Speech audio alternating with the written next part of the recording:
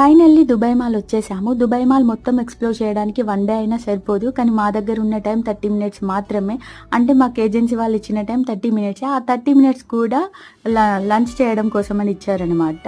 ఈ fish aquarium చూద్దామని అనుకున్నాము. బట్ టికెట్ కాస్ట్ కూడా ఎక్కువగానే ఉంది. అండ్ ఈ 30 మినిట్స్‌లో సగం కూడా చూడలేము. అందుకనేసి ఇంకా బయట నుంచే చూసాము. అక్కడికి వెళ్ళిన తర్వాత ఫోన్‌లో ఛార్జింగ్ అయిపోయి ఉండే. సో ఛార్జింగ్ కోసమని అడిగితే వాళ్ళు మా దగ్గర డీటెయిల్స్ అన్నీ ఎంట్రీ చేసుకొని ఐడీ ప్రూఫ్ వాళ్ళ దగ్గర పెట్టుకొని ఒక 1 పాయింట్ ఛార్జింగ్ మాత్రమే ఇచ్చారు. ఇంకా దుబాయ్ అంటేనే రూల్స్. అక్కడ కొంచెం షాపింగ్ ఉండే, షాపింగ్ చేసాము.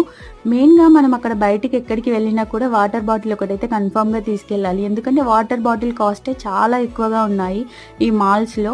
మెయిన్‌గా ఈ మాల్స్‌లో మనం చిన్న వాటర్ బాటిల్ కానీ, టీ కానీ, చిన్న చిన్నవి ఏదైనా కూడా కొనలేము. అంత ఎక్స్‌పెన్సివ్ ఉన్నాయి.